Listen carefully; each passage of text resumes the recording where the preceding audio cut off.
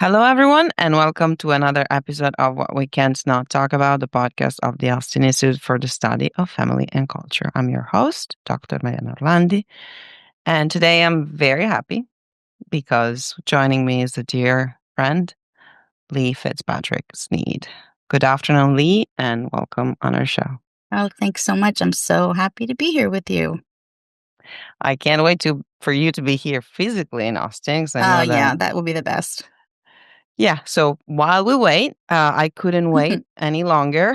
We've been in contact a little bit. I knew you were writing a book. So this is what we can't not talk about is definitely your forthcoming book.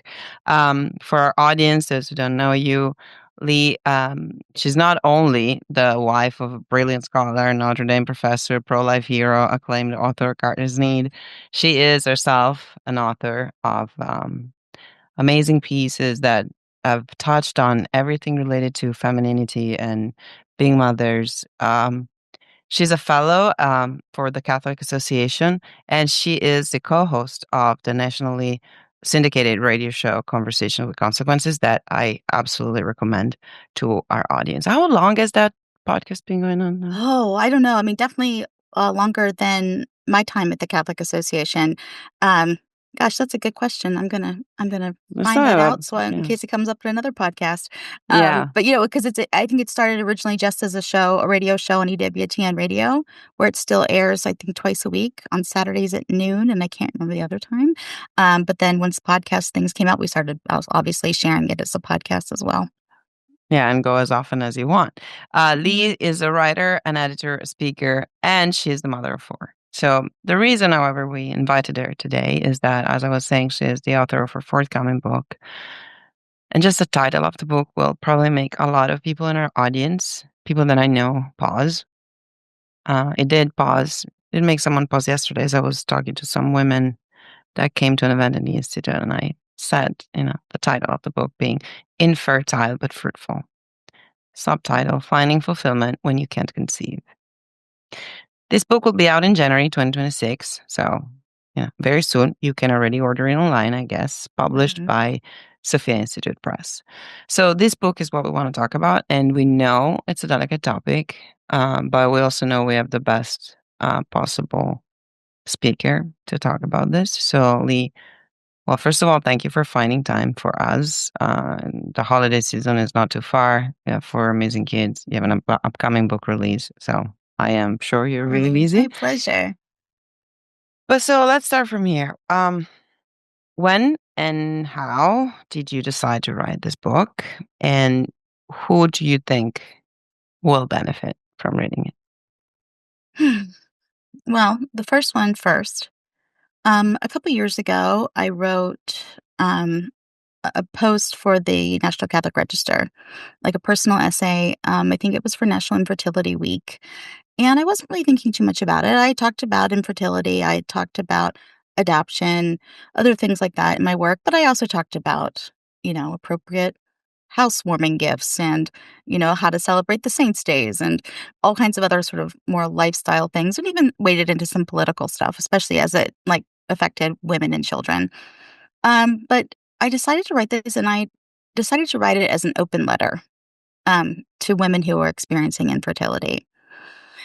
And it flowed really easily, and it got a much bigger response than I expected. I expected, a couple, likes, here you go, Um, but I heard from so many people in DMs, comments, people who I knew who were approached by someone who we happened to or so that we didn't know in common, didn't know that that other friend was the person in common with me, had said, "Oh, have you seen this article?"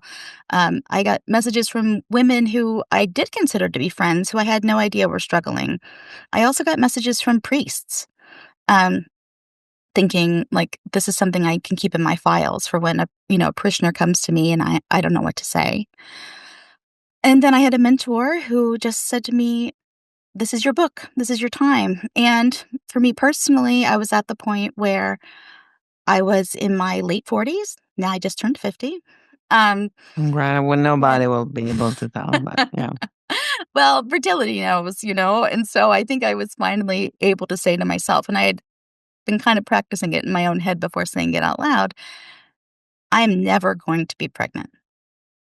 And that was getting easier to say all the time. And I thought, there needs to be an infertility story where the end of the story is not pregnancy, because so many of them are like that. And while that's encouraging, and I think it can be really inspiring and can help you kind of keep going, it's nice to see that you don't die if you never get pregnant. And I mean, it seems bleak, and because it does feel bleak, but there are so many ways that we're called to be fruitful as a single person, as a married family. Even after you've born children, you're still called to be fruitful in other ways. And it's so hard to see through the darkness. And I think that's why I used my, it's partially sort of memoir. I definitely use my marriage, my life as sort of a template for discussing the other issues about church teaching and Yeah. things to do, because I think you need to see the humanity in it. You need to see the person going through that to find a friend in the pages. It's also why I chose to interview other women and include their stories um, that are different than mine. So we were married early, experienced infertility early, adopted early, kept getting treated for infertility.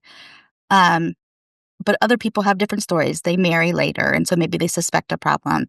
Maybe there's male factor infertility. Maybe they have really terrible endometriosis and need to have a hysterectomy early in their lives, maybe in their 30s, and there's permanent infertility. And so I wanted people to be able to pick up the book, and even if my story didn't resonate with them, say they had infertility, but they weren't called to adopt, that they could see that in somebody else. So I had 3 generous, very generous women who were willing to share their stories in one chapter of my book, which was wonderful. And it was also really, it was telling of the whole project because I sort of spread the net pretty wide. I mean, although I have to say, over the course of 20 plus years of um, being an infertile person, I guess it's certainly not on my name tag, but we tend to find each other in the world, and so we have something in common. We can pray for each other, hope for each other, just commiserate, empathize, all the things. And I had asked maybe 8 or 9 women if they'd be willing to share their stories. I gave everyone the same set of questions and said, but, riff on this, whatever you want to share with my readers is okay. And a few of them just couldn't do it. It was too hard. Some of them had not even let themselves think about the kinds of questions I was asking. Um, and so that alone made me think, okay, this is a really personal book, and people are going to know a lot of details of my personal life, but this is worth sharing Yeah. because there's no common language that has yet, I think, permanently sort of destigmatized it. Because I think people who are infertile are uncomfortable. I think people who are, trying to love people who are suffering with infertility are uncomfortable. And I think that we just need to keep talking about it and keep writing about it in order to get to the other side. Yeah, so many things came to my mind while you were speaking. I'll try to go with order because there are some questions that I want to ask you, that are not only related to what we just said, but I don't want to lose track of this question. And one of the things you just said made me think, and I think most of the people that are listening to us can relate one way or another when you say about these women that don't want to talk about it. And, I've recently witnessed friends who would not pick up the phone or want to call you that you've talked to all the time when you know something really sad is going on in their lives, Yeah. right? There is Hmm. and it's nothing personal. No. Can be the loss of a job and trying to get hired again at 43, 45, feeling like a failure. Hmm. It can be a marriage that is failing, right? There's this sense that when something is really making us suffer, we retreat. And so maybe, acknowledging it in ourselves helps us also be less judging of people who maybe are just, being disappearing from our lives for a while, and Yeah, I understanding think where that's a that's really coming good point. from. Another thing that is coming to mind that I would like to understand is like, I really love that you said, not every infertility story ends up in pregnancy. One thing that I've noticed is that it's almost a non-existing problem, the one of infertility. Like you have on the one hand these women that will not talk about it because they're suffering. On the other hand, you have an entire planet that would consider, why are you even worried? Like the theory behind what I'm saying being we're so disembodied Mhm. that most of us, women included, would look at someone complaining about her infertility as saying, that's not really a pain. You don't have a disease. You're just not accomplishing something. Have you encountered this? Do you think we are treating infertility as a real problem? Um, I think as you know here where I live, um, it's, like a little lovely Catholic bubble. I think if where my I spent my first 2 to 3 years trying unsuccessfully to get pregnant in DC. I think if I had stayed there and not, successfully locked into the Catholic community there would have been a lot of that. I think if I were a lawyer like you or my husband and were doing working for a firm, I think that would have been the culture there. Um, in my own experience, I haven't felt that, but I certainly see it. I see it in the media. I see a whole world that just says, "Don't worry, just do IVF." But the stories, they try to ignore the idea that that doesn't really work all the time either. Um, and again, so that's another angle. I don't know if anyone who, isn't a Catholic reader or someone who is interested in the Catholic faith would pick up my book, but if they do, they could see this is what infertility looks like when IVF is off the table. The same way they might, read a Catholic book about marriage and say, "Ah, this is what marriage looks like when divorce is off the Yeah. table." Yeah. It would take a pretty Yeah. curious person to wanna do that, but I hope that No, maybe and I somebody don't I does. don't think that people will not read it. I'm just thinking there's a lot of conversation about marriage, and people being single and like, but in many ways I think we're treating men and women as if they were the same thing, just with a different Oh, color. yeah. And so when we complain about the fact that they will not be married, we just say, "Oh yeah, poor things, they'll both be alone." But without giving much weight to the fact that no, it's just that they will be alone. They also will not be the nurturing parents of someone that, for their entire life is going to be their son. Mhm. So I think that this part of the disembodiment is something that I'm seeing. But I mean, I'm glad you've been, being in Notre Dame is definitely a great place to be in and a great place to have the right community. Um, the part that I wanted to explore now from there was, as you said, your story different from others. Like you married very young, right? Mhm. So before we get to this, fertility, like we talk a lot about marriage here. And it's very interesting to me. I think I've asked you more than once when I met you in person, like, how did you guys meet? How did you decide to get married? Now, the question is, if you can give me like a short description of it, but also I would like to know, was it already countercultural to get married and do things early? Or even there where you were just, in the right community and that's maybe the way to go? Um, it was a little countercultural. I mean, we went to St. John's College, very small liberal arts, college, but that despite the name is not religious. Um, there were a lot of I think because, well, what we're called a self-selected student body, people who wanna study the great books for 4 years without electives, it's a certain kind of student. I think I've heard different I don't really know what exactly the rate is, but there is a pretty high rate of we call ourselves Johnnies marrying other Johnnies, and we had definitely seen some that had married right after college, and I actually had 2 classmates who married right after our sophomore year, and they're still married today and have many beautiful children. They both came, from a Jewish background, but it was countercultural even with our families. I think our families didn't I think they expected everything to be sort of wrapped up, graduate school done, house bought, bills paid off, loans paid off, all those kind of things. Whereas somehow well, Carter spent a summer in Spain, the summer before I met him, um, teaching English to little Spanish boys through a Catholic organization. And I think he had some very, very good religious formation while he was there. And he came home, I always joke, with his light on. And that was the beginning of his junior year, the beginning of my freshman year. And he always also at a school of 400, there's limited, you know, uh, potential matches. And so he said historically he had seen in those 2 years before that every 2 years when the juniors welcome the freshmen, they see, aha, here are some potential girlfriends for me again, because of course the people 2 years older than them had stolen all the freshmen Yeah. that were in their class, blah, blah. Um, this is all in jest, clearly. But yeah, I don't know. There was something going on with both of us. I had just returned I did a study abroad in Finland for a year between high school and college, and it was hard to get to a Catholic church. And so I really missed that. We saw each other at Mass. He really had some great ideas about what his future was going to look like. And I don't know. I just think we were both, for whatever reason, really open to the Holy Spirit and for, divine providence. I don't know, but it was weird because my 18-year-old self before I went to college would have never said I was the girl that's going to get married right after graduation and have the same boyfriend for 4 years. That was I wasn't really even boy crazy. It wasn't Okay. my thing. It wasn't my family's culture. I'm an only child. Um, divorces in my family, divorces on my husband's side of the family. It wasn't. So yes, in our own And little let me bubble. just stop this here. I Yeah. love it.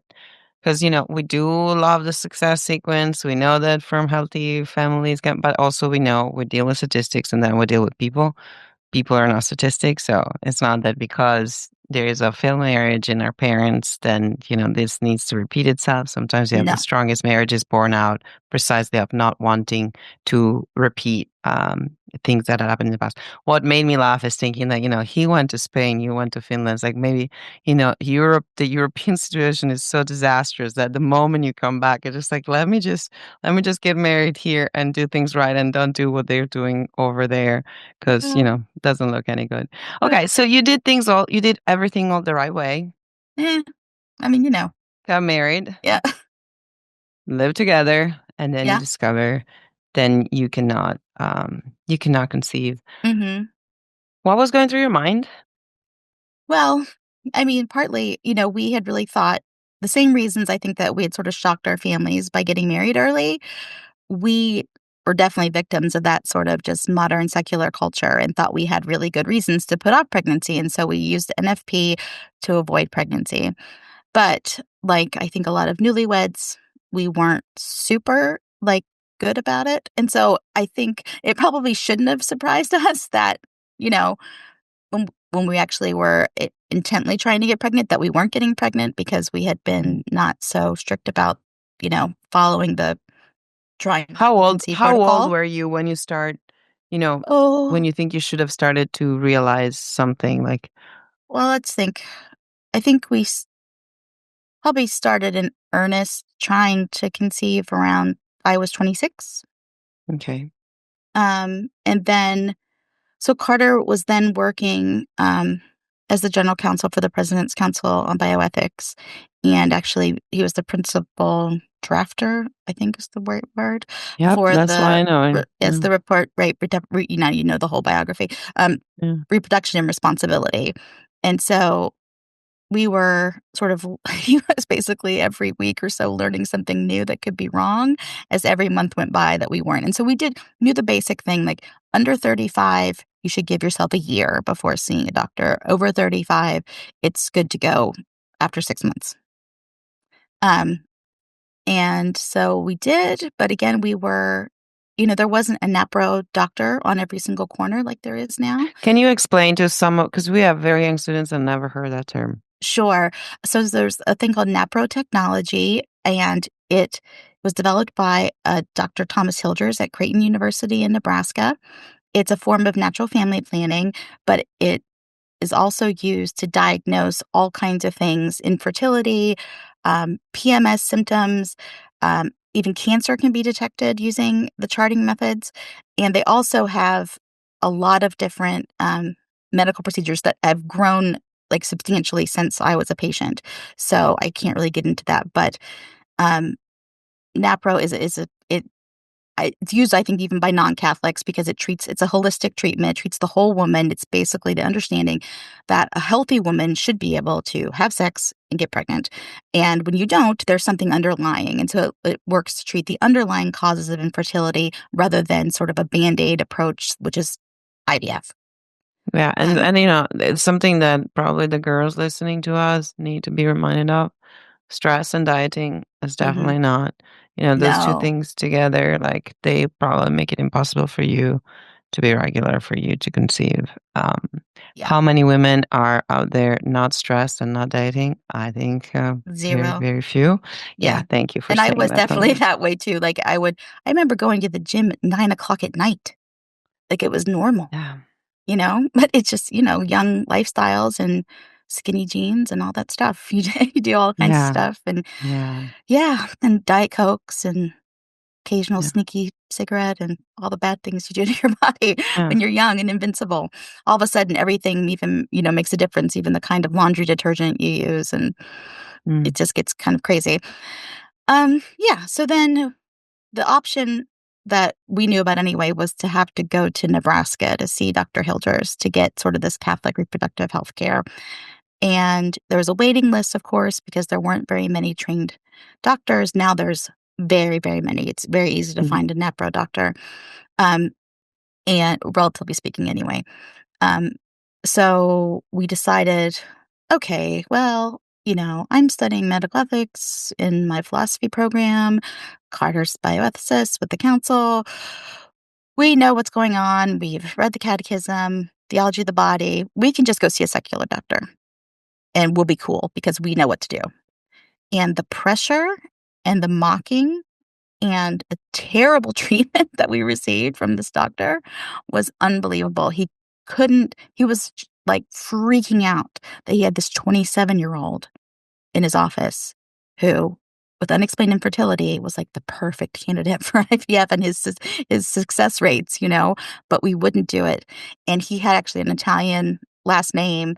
He's like, I was raised Catholic, as if that would make a difference. And yeah, exactly. mocked No, us. and that means, I know better than you. Yeah, I've Yeah, heard that. right, and Yeah, he yelled at the one day when I finally refused again to be enrolled in his IVF program, he pointed back to his lab and said, "I'm creating life back there, not destroying it." And that's where, like, "Okay, we're done. We are done. We cannot this is square peg, round hole. This is not the kind of medicine we need." yeah. Um, yeah, so we left and we never went back to that doctor, and then we did take the time and eventually did go to Nebraska to see Dr. Hilgers.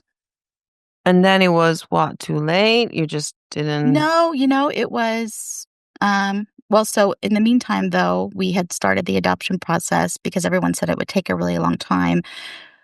Um, and we knew we were open to both things, and so we decided as we were preparing to do the Dr. Hildreth thing, because you have to be trained in the Creighton model, and then you have to have 3 months of charts and blood tests, and there's lots of prep work before you can even see him in person.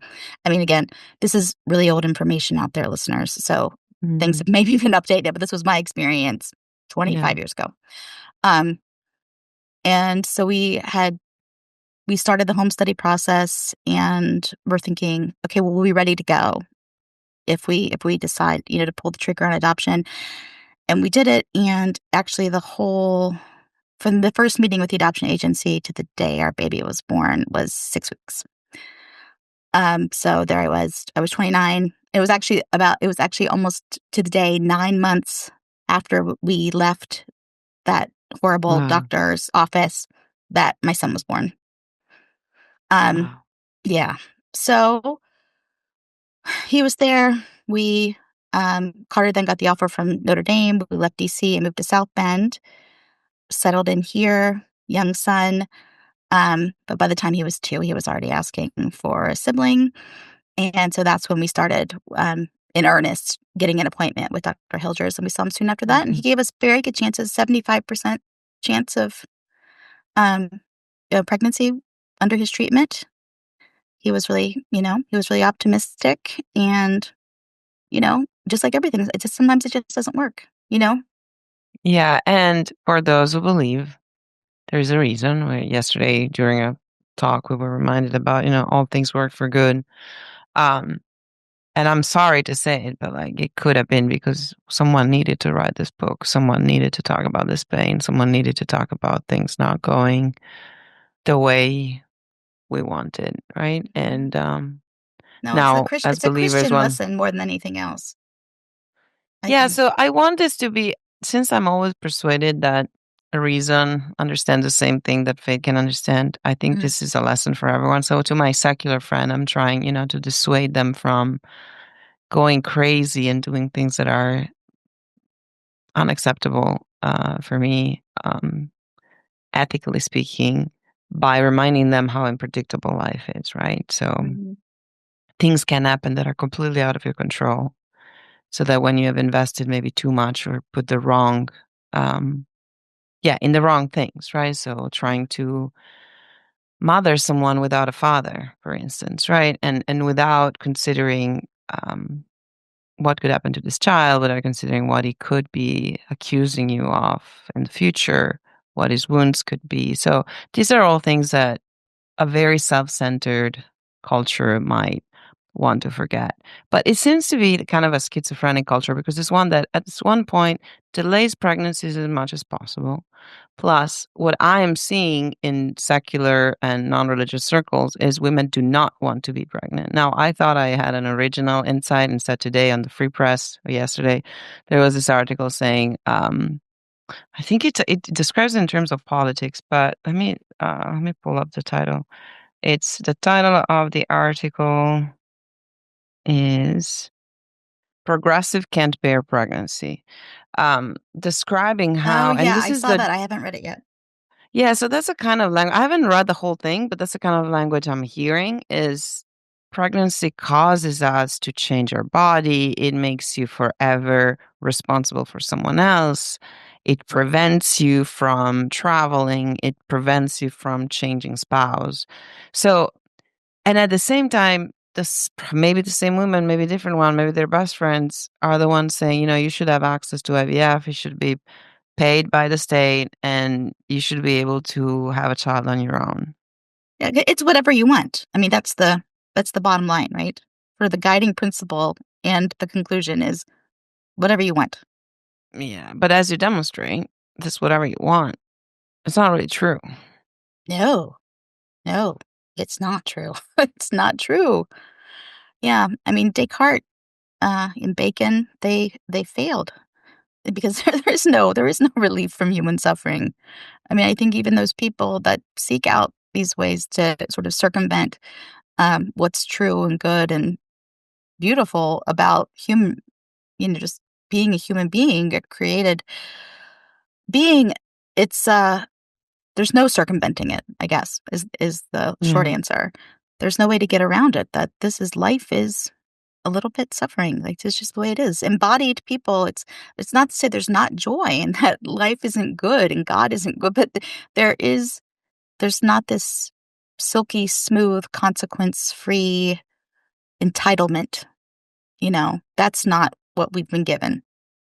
Because I think, what I'm seeing from a rational perspective, looking at your life and doing things with principle, you're just saying, okay, it will be whatever will be, right? Like I can't, whatever is out of my control and I can't control, I'm not going to make it happen. What I see in this other, opinions, like, oh, I want to postpone it as much as possible because first I want to do this, first. There's just this short sightedness of understanding, like, there's so much in your own day that you do not control and you're just taking for granted, right? Mhm. That there is this dissonance in the way we treat our body and our reproduction being the most, I mean, to me, the most extraordinary act that human beings, right, can do. Like there's Mhm. just nothing that compares to participating in God's miracle. But like, yeah, I don't know. I just hope that anyone listening who's not persuaded you know, on religious grounds, that there is a reason to do things with order, which is be persuaded on like based on reason. That there is a nubris, like an idea of a fake idea of controlling what is going to happen. I was talking to a psychologist yesterday, that even IVF, even when you want to do it, it creates a lot of problems also psychological level, but nobody wants to talk about it because, Right. you know, you're only saying this because you don't agree with it. Right. Um, that is something that maybe should be explored. Maybe it's not our field. It's not what we need to talk about right now. What I would like to understand from you is, as a woman, I've heard from friends who could not have children that they felt like they were also like somehow betraying their husband, like they were feeling like, Letting them down. mm, Yeah. No, you definitely feel that way. It really, the suffering is real. And again, I think that's why I wanted to use my own story, because it's one thing to say, "Oh, I know that it's hard for you," but it's like, "No, here's how it was hard for me. This is what it looked like. This is me taking 3 baths a day trying to self-medicate." Like I just want people to know that that was part of my journey too, that it really hurts. You feel less of yourself. I had this part joke, part psychotic fever dream about this woman named Fertile Myrtle. She's basically, you know, like a uber devout Catholic supermodel who's just so fertile, and she's definitely going to steal your husband from you. Um, yeah, yeah, so Fertile Myrtle is definitely, she looms large in the imagination, I suspect, of other women facing infertility. It yeah, just doesn't it just doesn't make sense, especially when you're just so called to parenthood. You're called to parenthood with this person, in Catholic marriage. And why isn't this just happening? You have this understanding of our sexuality and how that works within marriage and before marriage and not in, all these things. And then you've put it all together and you wait mm, and it doesn't happen. And especially then when people don't know why it's not happening. It's easy to think it's something that you've done, something you've not done. You just feel like, yes, less of a woman, less of a Christian, less of, you know, little yeah, and less you than feel human. judged. Yeah, Yeah, and you no, feel I, judged and I'm, you feel ashamed. Yeah, yeah, all the bad things. yeah, and I know that every one of us has felt that way, and for wrong reasons once, or at least once in their life, being sorry for something that is out of your control and assuming that people will instead think it's your fault. Now, fortunately, that look does not really matter. The look that matters is one of your spouse. Knowing him, I know you had chosen wisely. Although I would like to hear, what infertility means on the men's side. At the same time, the title of the book is Infertile but Fruitful. So now, from now on, we're just going to talk about the fruits. The one, and I would like to start with one thing that I told Carter, I think at this point more than once, because I always wanted to remind him how impactful that was for me to hear. So one time, I think it was the remarks he gave to the Pontifical Academy for Life, probably 10 years ago at this point. And Mhm, he was talking about adoption. You've adopted 4, correct? mhm. It's 4. Um, and he, when talking about adoption, he said some of the most powerful words for me. They were, that's what every parenting is like. Parenting is always adopting because you have not made this baby. And if Yeah, all parents, biological parents, would look at their child as the gift it is, right? You haven't mhm, made it, you haven't decided the color of their eyes, you haven't decided their voice, you haven't decided their talent, their passion. It's like there would be no bad parents. And my parents are amazing, but like you, I share a story of a broken home. And I loved, this. I remember calling some of my friends that had kids and telling them, like, you just look, now start looking at your children as if they were not yours, mhm. because they're not, right? And there's this, so I mean, because having married someone that said that makes me think, you had a great ally Oh, in yeah. your house, um, to overcome this cross in the best way. And so here's where we're gonna get, right? So, okay, you're biologically infertile, no, Mhm. uh, but there's fruit, right? Yeah. And so tell us more about that. How do we go about that? I mean, we're talking to women, sure. I don't know if you want to talk to men too, but like 1 in 3 adults will be unmarried in the next 20 years.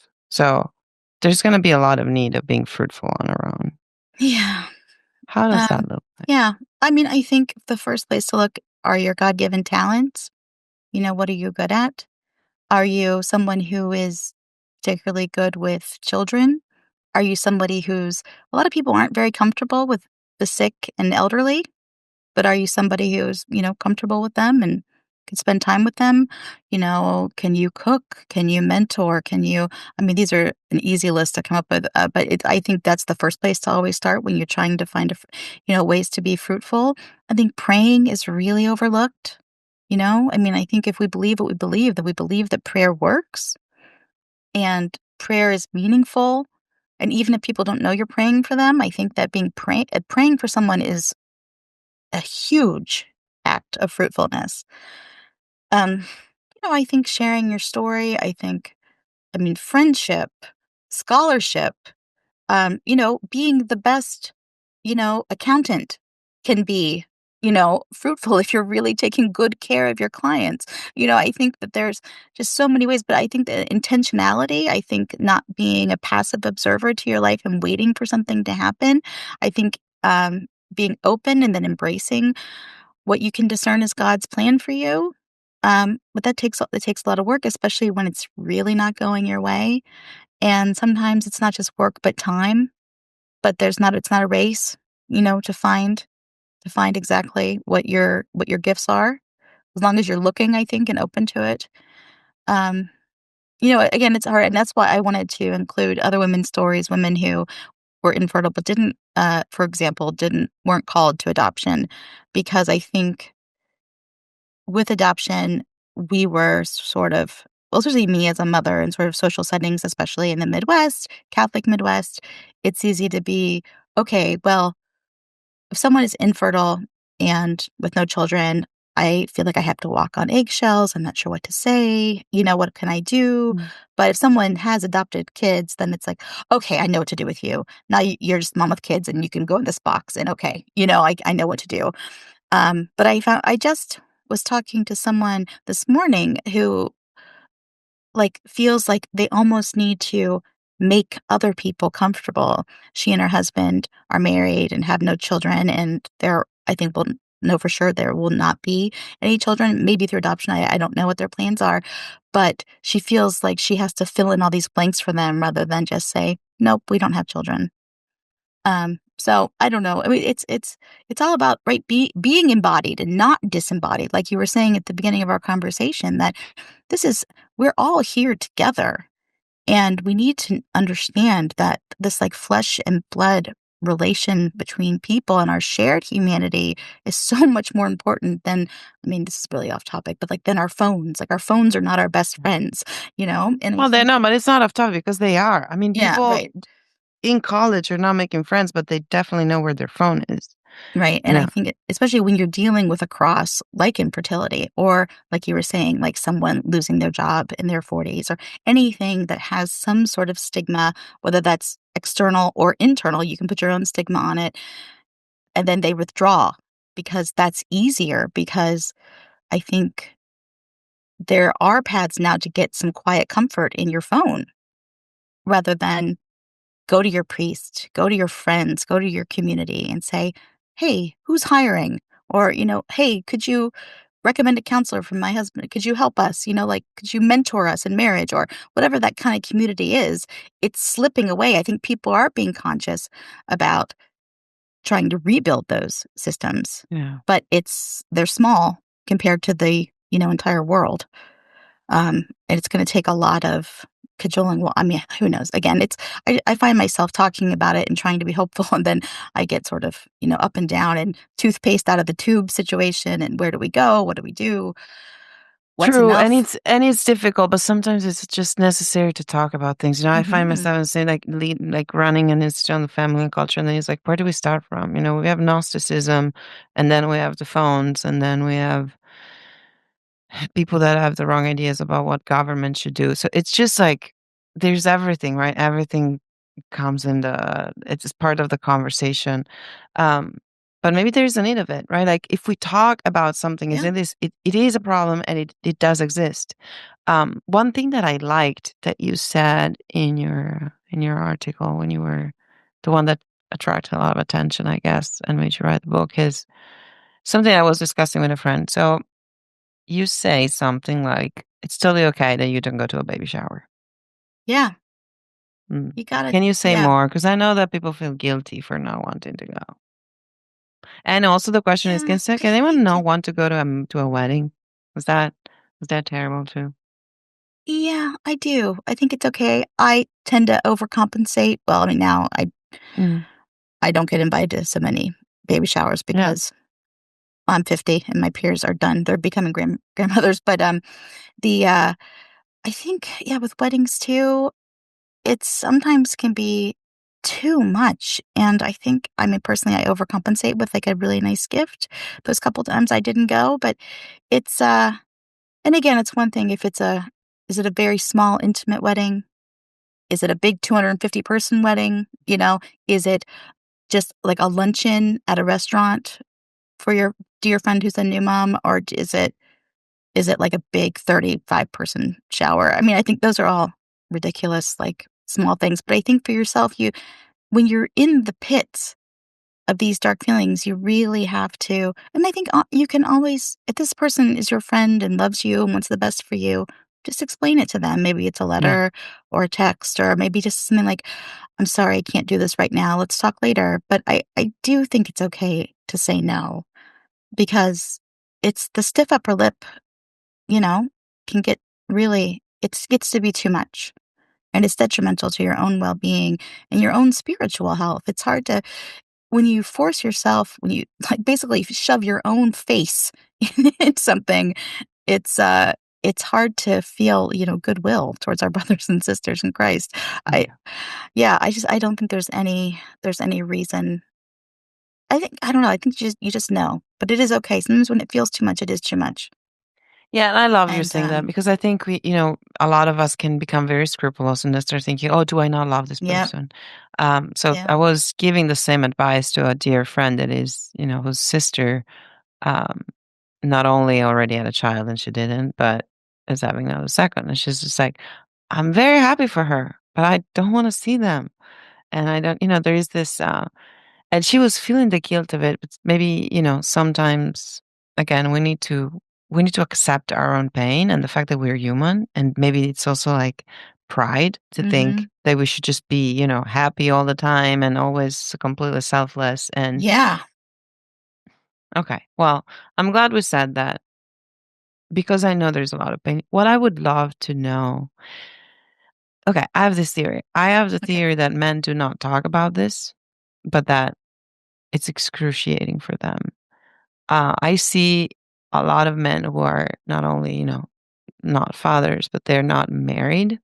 mhm. And there is that moment, after they're 45 or 47, that it's as if you saw in their face, like, I don't know what I did with my life.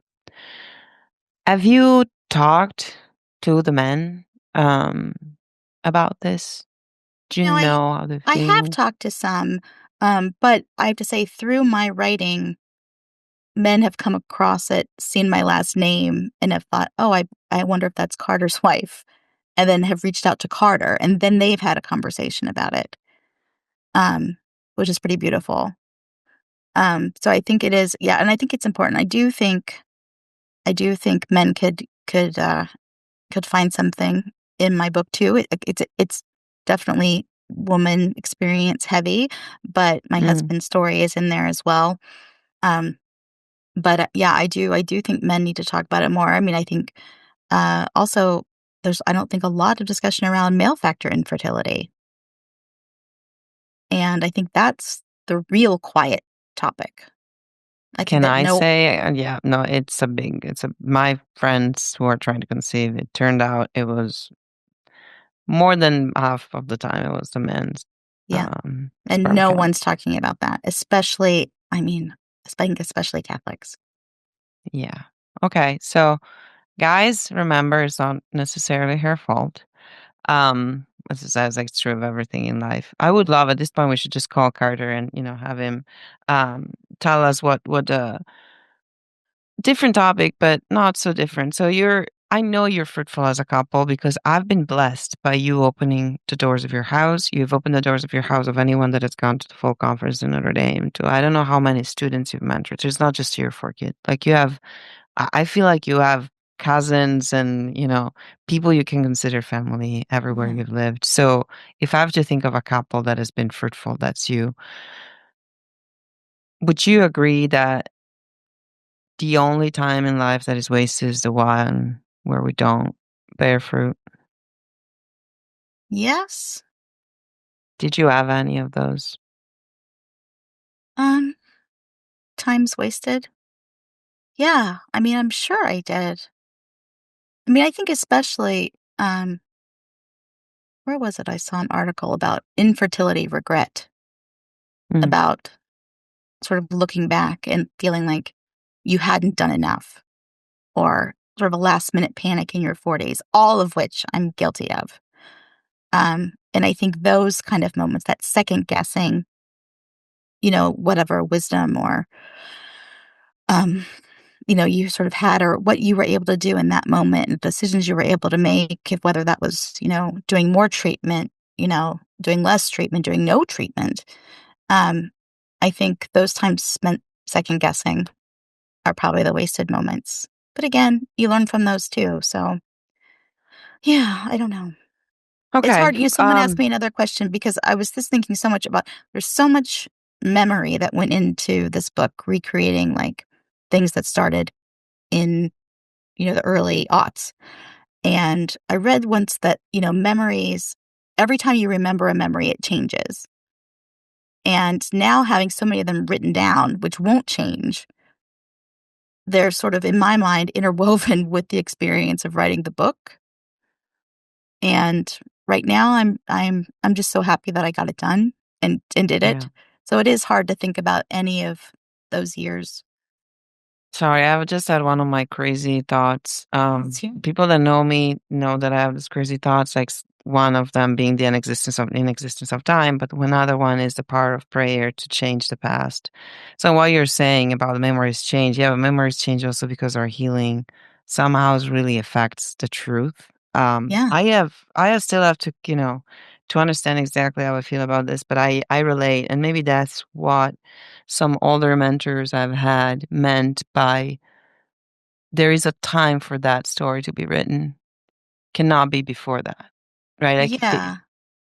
I was actually thinking the same sort of things about time a little bit when we were talking about, finding, like, your fruitfulness. And when I said something like, "That's not a race," I was thinking about that idea that the time doesn't matter, like, the stamp on the, you know, ticket doesn't matter. So I think the same thing is true. I think that, that's the beauty of Catholicism. There's so much. I'm so glad you're kind of mystical too, because I really can get into that stuff. yeah. Yeah. Yeah, I think we should start our own podcast. It's like crazy, crazy talk, crazy, Yeah, very Crazy Talk crazy, with but Leigh very and orthodox Marianna. talk. Yeah, Yeah, right. oh, I would love that. I mean, I could just Just start total it now stream and of keep, yeah, consciousness. Yep. yes, exactly. But But I think it was, have a priest really close nearby. yeah, yeah, confirming, like, is this still orthodox? Are we going Yes. towards Let's heresy now? let's some holy water, throw What I some want. salt at us. What someone last yesterday reminded me, they attributed this sentence to to Mother Teresa, so I would have no reason to doubt, but I never wanted, I didn't double check this, but that she, when asked, was like, why do some people have some very terrible lives? And this is related to time, not to infertility, but like, what if, Mhm. some people suffer so much, it's very poor, ill, like, it's just like, from the perspective of God, even an entire life and heaven, and eternity in heaven, even an entire life spent in those conditions is just one inconvenient night and one night in a non-convenient hotel. Um, which helps, and like, but again, I know that I'm talking to a lot of people that do not have the gift of faith. So how do you explain this? But I think that a lot of it comes from like, just look around yourself and how many undeserved things are there, so that this fixation, and I don't want to use the word fixation as like, don't get me wrong, but like this focus to use Mm. this word, is focus on one thing that you do not seem to get and really want. Um, I mean, maybe that's where the fruitfulness comes from, that was your case in writing a book, but maybe, what needs to change is the direction in which you're looking. Um, I don't know if I'm preaching to myself. I think just outward, right? Yeah, I mean, but it's again, it's hard. It's something everyone has to do every day, even if it's just not if there isn't one, like, particular, like, neon flashing cross you're really grappling with right now, whether that's infertility or wanting to be married or, divorce or loss of job, loss of a parent, Mm. anything. There's always little tiny things every single day that can seem like setbacks, but that's you can't live life that way. It's Yeah, paralyzing. one thing that, comes to mind is like a lot of friends that are trying to find someone and get married and desperate about it. And I understand the pain for sure. But you become blind to your friends, like blind to the people that are reaching out and trying to go out and in a way that sounds so wrong, because maybe that was the friend that would have introduced you to, like, but there is a desire of, like, doing things in our own terms and in our own way. I promise you, I don't know, how busy you are for the rest of the day, I imagine very much, but I promise you I would say, in a reasonable, like, 1 hour time. But I do have 2 questions I would like to ask you, um, before, give me final thoughts on the book, 'cause then and you're giving me short answers, but the first one is, like, kinda controversial. So, right now in some circles, pro-family, blah, blah, there's a lot of talking, like, what's the role of the woman? With one Yeah. side thinking, "Oh, she should go back to the house and don't work and be a housewife and just, like, a homekeeper." There is another side of the conversation that disagrees with that. Where do you stand on it? Uh, Mm. I don't know. I mean, I do almost wish it were that cut and dry. I mean, especially even if we're just gonna limit it to Catholic scholars and Catholic influencers. I hate that word, but anyway, um, because it's all so nuanced. Because even who you think would be the pro, you know, homemaker only, this is women's place, they're all writers and scholars. I mean, they do work. They work, and they work outside the home for money, so that's complicates things. And also the other women who are saying, well, maybe Catholic feminism is actually a thing and we're doing it this way. They are doing the same thing. They're raising large families and also working and, are open to life and are having, as many babies as God gifts them with. And it's there's so much in common with these camps from what I can see just from some recent debates. I haven't yet um, looked at the Douthat, um, thing that's blowing up Twitter with Leah Sargent and, Yeah. Helen Andrews? Yeah, I Mm, haven't looked at that yet, but I'm dying to, it's on my list. Um, mm. but just some of the other debates that have gone on, I just feel like if there wasn't so much I don't know, sort of just back and forth, firing little points about it, there could be some sort of shared dialogue that would be a lot more fruitful. I think professionally, people could benefit from one another's work. I mean, again, I'm talking specifically in the Catholic sphere. Um, and I also think there could be a more robust discussion rather than having to take sides. Because I've even been in situations, like at a conference or something where I'll say, "Oh, I really liked this piece you wrote," and, "Oh, I thought you sided with so and so," and I'm like, "Do we have to side? Like, why can't you all be contributing to this discussion of women's role in the family and in the workplace in this modern world and what we're called to do?" I mean, I do think that there's a feminine genius. I do think women have certain talents. I definitely have taken, I don't work full time. I never have. I take a full time role in my kids' lives, but I also look forward to when I can send them to school. My youngest, I am old now and I have a 3-year-old. Like I Beautiful. share a babysitter Yeah. with someone else in the neighborhood, because even on days when maybe I'm not working, just because sometimes you just need a break. And I think that's okay. And I think it's okay to say that. I mean, really, sometimes I get to a breaking point and my husband sends me to like a beautiful hotel for a night in Chicago. And, like, because moms do need that break. And sometimes like What he an sends me amazing there so I husband can you have. work. He's really, I really think, great. and if do think that this division is caused more by men not understanding women than by women themselves. And like men having this ideal. Tolkien writes something beautiful about how men fall in love by first having this stupid ideal that is just so Mhm. perfect, and then like trying to match it with like, but that they think so much about how it should be that then Yeah. they just okay, well, but if you work, you work. Just a career or family, and like it's black and white. I don't know. I think that naturally women are more nuanced in their Yes, decisions anyway. absolutely. And I Um, also I again, I live in this special community, whereas mm, professors, as you know too, like in the academic world, it's a lifestyle that can accommodate really both things. yeah, And then, yeah, and I think too, there's a I don't know, I can't think of one dad in our circles that isn't a super hands-on dad, who doesn't also change diapers and, yeah, oftentimes miss their own professional commitments because the wife's commitment outweighs it somehow in their home dynamic, and he stays home with the kid who's puking. It's yeah, and no one is certainly there's no swapping gender roles and so you know what I mean? yeah. Like it's all perfectly masculine and feminine and, Catholic and all those things. Um, but I should say And I do read all the articles because I'm interested. yeah, I mean, I don't think we should, I would not move to South Bend just because of the weather, and I love Oh, we're Texas, and getting I don't think snow that this domestic. weekend. First snow Oh, coming this I'm weekend. very sorry. I mean, I Yeah, have the thank you. beautiful sun here. Yeah. Um, I remember this time last year we were in Austin. so nice. Beautiful. Yeah.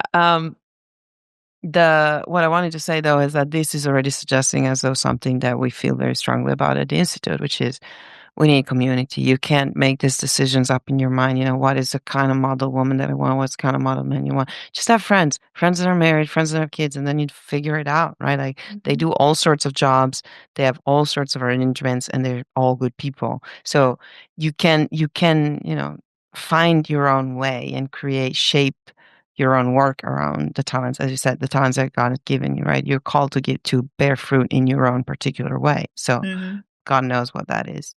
Yeah. The other question that I had for you is, it's totally speculative. Yeah. Why do you think marriage is down? I mean, not among, some people say, okay, not among the conservatives. Yeah, well, still, marriage is Yeah, but down. even then, People are not I dating. have know a lot of young people who are still out there looking, people who are all in on marriage. Oh, I do think the, screen time, video game, online stuff, um, left a generation, not knowing how to date, how to ask a girl out for an ice cream, something really simple. I think it can be, um, I think it can be scrupulosity on the part of both young men and young women, about thinking that you just have to sort of put your blinders on to the opposite sex through college, and then after that you can get married because it's just too complicated and you don't want to be tempted and you can't even go out for that ice cream or hold hands. It's too much. I think that's part of it. I think COVID was not helpful to like probably two, you know, people who were in their like 20s and 30s during COVID. Um, Not, the virus, but the lockdowns, obviously. Yeah, yeah, Um, yeah. I think that's part of it. I think I see at Notre Dame, people who come from big families, people who are Orthodox, they're just really, their ambition sort of got them to Notre Dame and they feel expected to, go on to the next step and to Mm. not focus on, college is a really great time to find a spouse. It's And a the lot of people, best. oh, According to the numbers we see, it's the best time. yeah. And people don't even let themselves look. Okay. Yeah, I was thinking, we should just have the speed dating that people do, just have it, or something. I shouldn't say this, while I'm being recorded, but like, You have can just something at the edit it institute, out just if like, you have sex. just for junior, no, but just for juniors and seniors, because I've also heard, like, it's not a good idea freshmen. It's like because of what we were saying, and I also was like, it's a long, 4 You've got years. so much It's going like, on, yeah. yeah, but like the last 2 years, maybe being the great occasion, so that because it's the best time for dating. You do things, it's cheap to go on dates when you're in college. No more, Mhm. no, yeah, not so much afterwards. Okay. Um, Last thing. What do you want to say about the book that we haven't said and that you really care about? We've said so much. I mean, I Yeah. think well, I'll just say can I say a few things? I'm gonna say a few things, even if you say no. Okay, so the book is I think a lot of people assumed I was writing an adoption book. I kept getting these questions. And I'm like, "No, it's not about adoptions." But infertility, like, "Oh, but it's about no, no, because infertility is a cross to bear. Adoption is a calling, and they're obviously not mutually exclusive, but they're not. I don't want to conflate them ever. So that's one thing. I think, like I said before, I think people need to hear infertility stories that don't end up with pregnancy and a baby. Also, I think they need to hear infertility stories that don't end up with any sort of baby, with any parenthood at all. Um, and Also, that newlyweds need to remember that they're a family on that first day, their wedding day. When they say I do, they become a family.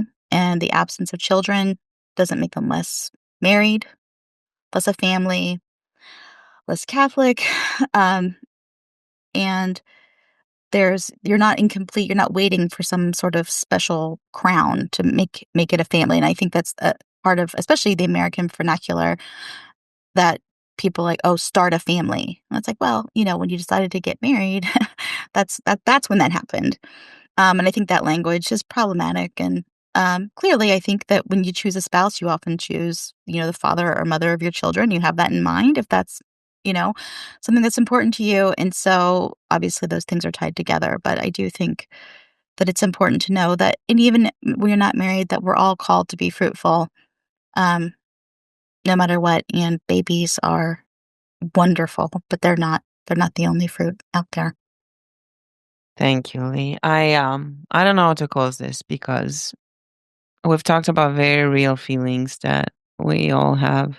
We all have had one way or another. Talked about ways to, accept our suffering, ways to make our lives meaningful.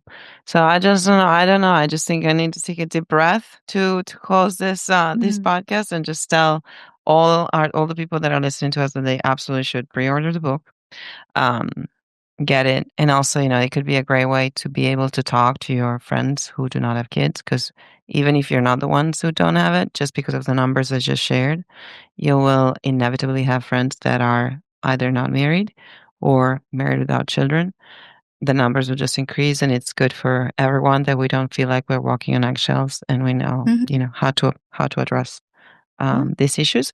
So, Leigh, I really thank you for taking the time and being on our show. And I can't wait to have you back in Austin with your husband and your kids. yeah, us too. All right, thank you so much. Thank you for really, really great questions. Thank you, Leigh.